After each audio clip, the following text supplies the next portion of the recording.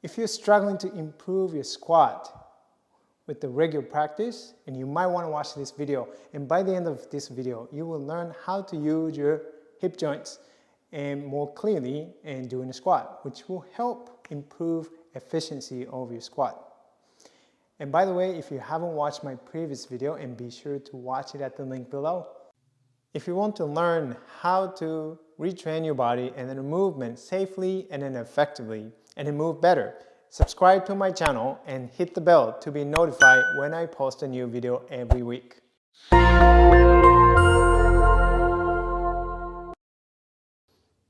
I am Taro Iwamoto. I am a Feldenkrais practitioner. With my backgrounds in athletic training, physical therapy, martial arts, and the Feldenkrais method, I have helped many people like you overcome and then move beyond the pain and the limitations. Now it's your turn, and let's dive in. So you're going to be kneeling for this exercise, and so just pad up the floor if you need it for your comfort for the knees.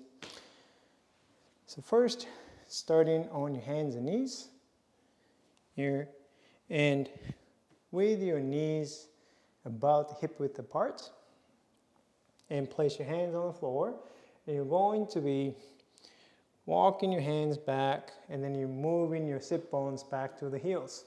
If you're not able to sit on your heels, no problem. You just need to put the pillow, the cushion, or folded blanket in between your heels and your buttock. But if you have no trouble in sitting on your heels, and you can go ahead and sit on your heels here. And from here, once you sit on your heels, and just keep your arms relaxed, and you don't tense your arms unnecessarily when you are going to come up. Right? So you're going to bring yourself upright, and then you're going to move your sit bones back to the heels. And as you do that, and pay attention to how each sit bone moves towards the heels. And you may notice that you have a tendency to shift over one way or shift over the other way, and you notice that one side, one sit bone, and touches before the other one. So you really want to pay close attention. If it helps, you can put your hands on your sit bones, and then you can feel how they're moving.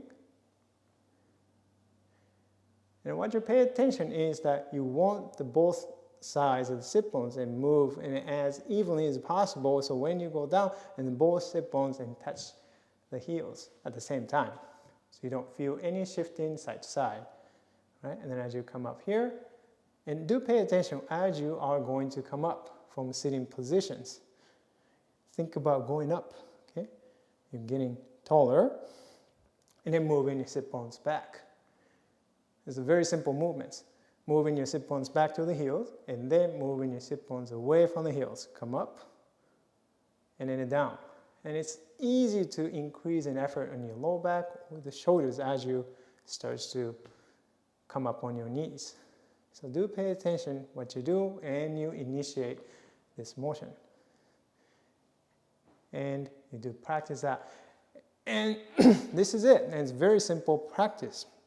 And the reason why you are doing this kneeling squat practice is when you are kneeling, you can really isolate the movement of the hips. And the motion what you are doing right now is basically the same as the squats, right? But there are fewer variables. You don't have to worry about your ankles, your toes, or your knees. And this is going to very specify the movement of the hips, and that's why you can improve how you can use the hip joints during the squats, right? And then oftentimes there's a little bit of difference between the both sides, and we all have a habitual bias, and so you start to pay attention to the motion and the movements at each hip joint as you're going down, kneeling, and to sitting down on your heels, and then kneeling up on your knees, and how you move from one position to another position, and then coming back. So you want to stay center, so that making sure that you are using both hips and distributing effort evenly, right? But oftentimes that's not the case. So you may notice that slight, I'm exaggerating a little bit, but you may see that, okay? Or you may even see a little bit of turning too. and very common.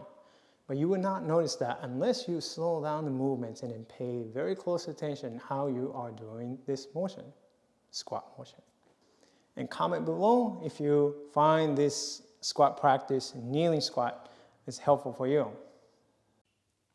If you want to improve your back pain, be sure to grab your free movement guide to pain-free back at the link below. Check out these videos, and if you like this video, and hit that like button, and be sure to subscribe and share with your friends. Comment below how helpful you found this video was. Thank you so much for watching. See you in the next video. Happy mindful movement. Bye bye.